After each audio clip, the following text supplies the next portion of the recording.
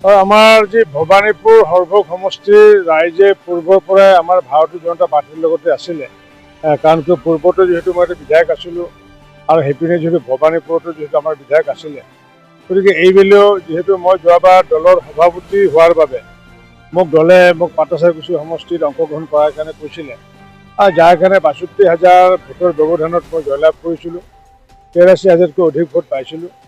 গতিকে এইবাৰ যিহেতু দলে মোক পুনৰ ইয়াতে নিৰ্বাচনত অংশগ্ৰহণ কৰিবলৈ দিলে, যাৰ কাৰণে অধিক উৎসাহ বাঢ়িছে আমাৰ সমষ্টিৰ ৰাইজৰ।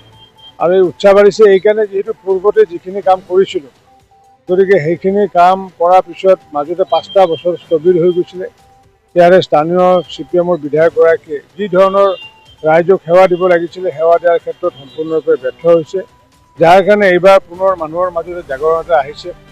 ভাৰতীয় জনতা পাৰ্টীৰ নেতৃত্বত আৰু মুখ্যমন্ত্ৰী ডক্টৰ হিমন্ত বিশ্ব শৰ্মা ডাঙৰীয়াৰ নেতৃত্বত যিহেতু চৰকাৰ হ'ব, সেইকাৰণে মানুহে এটা মন মেলিছে। আনকি CPM-ৰে হওক বা কংগ্ৰেছৰ মানুহে এই কথাষাৰ কৈছে যে চৰকাৰী পক্ষৰ লগত থাকিলেহে আমি বেছি আমাৰ সুবিধা হ'ব, যাৰ কাৰণে সকলো শিলডল ভাঙি এইবাৰ ভবানীপুৰতে হওক আৰু সৰভোগতে ওলাই আহিছে। আৰু তাৰে আজি প্ৰথমখন সভা মই চুলীয়াকাটা পঞ্চায়তত আজি কৰিছোঁ। আৰু এই চুলীয়াকাটা পঞ্চায়তৰ পৰা মই ৰাজনৈতিক জীৱন আৰম্ভ কৰিছিলোঁ।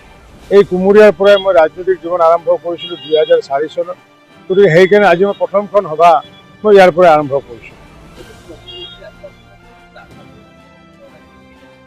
আমাৰ মানে ভেনুটিহে হ'ব, আমাৰ মানে বৰপেটা ৰোডত হ'ব, কিন্তু সেইটো তেখেতে আহিব আমাৰ প্ৰায় ৫টা ৬টা সমষ্টিক লৈ পেলাই সম্বোধন কৰিব আহিব। তাৰ ভিতৰত হৈছে বজালী সমষ্টি, তাৰপিছত হৈছে আমাৰ ভবানীপুৰ সৰভোগ সমষ্টি, মানা সমষ্টি, বিজনী সমষ্টি, বৰপেটা সমষ্টি, অভয়পুৰী সমষ্টি আৰু বঙাইগাঁও সমষ্টি ৰাইজক সম্বোধন কৰিবলৈ আহিব। আমাৰ প্ৰায় লক্ষাধিক ১ লক্ষ মানুহৰ আমি সেই সভাখন আমি আয়োজন কৰিছোঁ।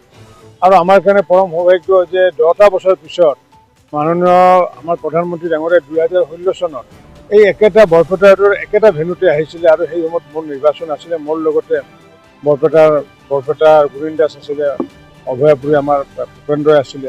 গতিকে এইবাৰো মাননীয় প্ৰধানমন্ত্ৰী ডাঙৰীয়াই সেই একেটা স্থানতে লক্ষাধিক লোকক সম্বোধন কৰিব। আৰু ঠিক ৬ তাৰিখে ১১টা বজাত আমাৰ সভা আৰম্ভ হ'বগৈ। গতিকে যিসকলে ধুনীয়াকৈ বহি চাব খোজে তেওঁলোকক ১১টা বজাৰ আগে আগে অৰ্থাৎ 10 বজাতে আমি তালৈ নিমন্ত্ৰণ জনাইছিলোঁ। আৰু শিলডল ভাঙি পেলাই সকলোৱে স্বতঃস্ফূৰ্তভাৱে এই সভাখনত অংশগ্ৰহণ কৰিব। মহাজোঁটটো নাই এতিয়া। মহাজোঁট এতিয়া আমি যিহেতু মই আগৰ পৰাই কৈছিলোঁ যে নট লেছ দেন 89, আৰু সেইটো কথাই যোৱাকালি অমিত শ্বাহ ডাঙৰীয়াই ক'লে, 90খনৰ কথাষাৰ ক'লে। অৰ্থাৎ মই যিটো কথা আজি 6 মাহ আগৰ পৰা কৈ আহিছিলোঁ যে মই বহুতত লিখিত ৰূপতো দিয়া আছে যে 89ৰ তলত তাৰপৰা উত্তৰ পাম বুলি কৈছিলোঁ, সেই কথাষাৰে কাইলৈ গতিকে আমাৰ গৃহমন্ত্ৰী ডাঙৰীয়াই কৈছে। গতিকে 90খন পোৱাৰ পিছত বাকী যোনে পাই থাকক, আমাৰ কাৰণে বেয়া নহয়। কাৰণ কিয় নিশ্চিত ওপৰত গণতন্ত্ৰক আমি সকলো ৰূপত প্ৰতিষ্ঠা কৰিব লাগিব। গতিকে 90খনৰ পিছত যিসকল দল আছে সেইসকল দলে ভগাই মেলি পেলাই তেওঁলোকে কেনেকুৱাকৈ ৰাইজে আশীৰ্বাদ দিয়ে ৰাইজে বুজি পাব।